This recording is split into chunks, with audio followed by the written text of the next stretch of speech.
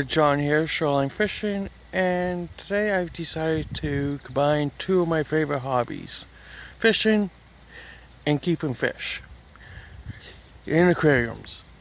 Now I'm going to be giving you some myths about keeping fish in tanks that I find interesting, and hopefully I can help you guys with busting myths about aquarium takes.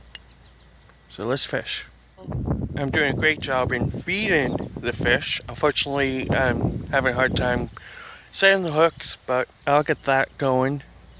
So myth number one, and we're going to see this fish on it quite often, and that is you can't house two male betas in the same tank. Myth. Now hear me out. Yes, they are fighting fish.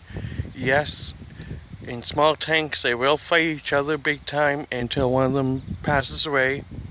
But I'm talking about big tank. If you have a 50-gallon tank, you can hold two betas, no problem. People say, oh, they just come from ponds. Well, it is true that you find most of them in rice fields. But what people don't realize is this is acres and acres of rice field that they swim in. So you also have to think, in the wild, every beta doesn't have his own little pond. So in the wild, they do live together. They just have to have places to hide, places to swim, their own territory, stuff like that. So if you have like a 50-gallon tank, you can have two male betas. You just have to have vegetation. You have to have hiding rocks or something. And you can also throw in some females in there. Just remember that they are aggressive. They will make sure they have a dominant female and male. So they may look like they're fighting a lot, but they're just making dominance, making sure who's the leader. They're not going to kill each other as long as they have enough room to get away, hide, and all that kind of stuff. But yes, not recommended, but possible. Myth number two, algae eaters or plecos are the only fish that are good to clean your tank. False. Truth is, if you have lots of algae in your tank and you think throwing in a pleco is going to help, probably wrong.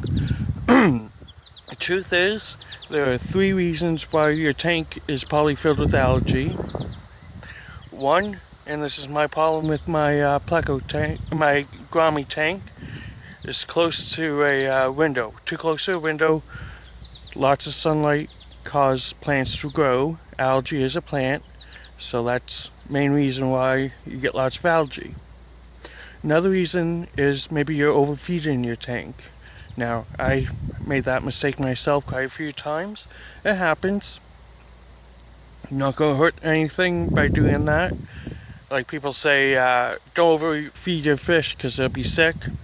Not really. The only thing that would make them sick is that you have lots of food in the bottom of the tank, whatever.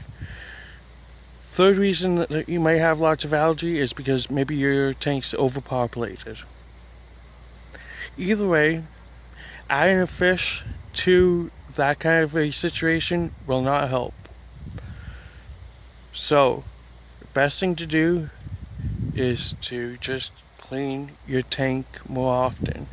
Maybe put better filtration system in it. Put snails in it maybe. If your fish don't eat the snails, that'd be great. It's something that I want to try with my my gourmet tank is put a mussel in there to filtrate and get all that plant out.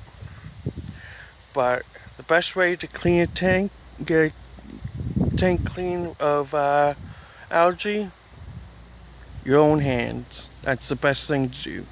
Adding another fish to the tank usually adds to the problem. And plecos, surprisingly, don't just eat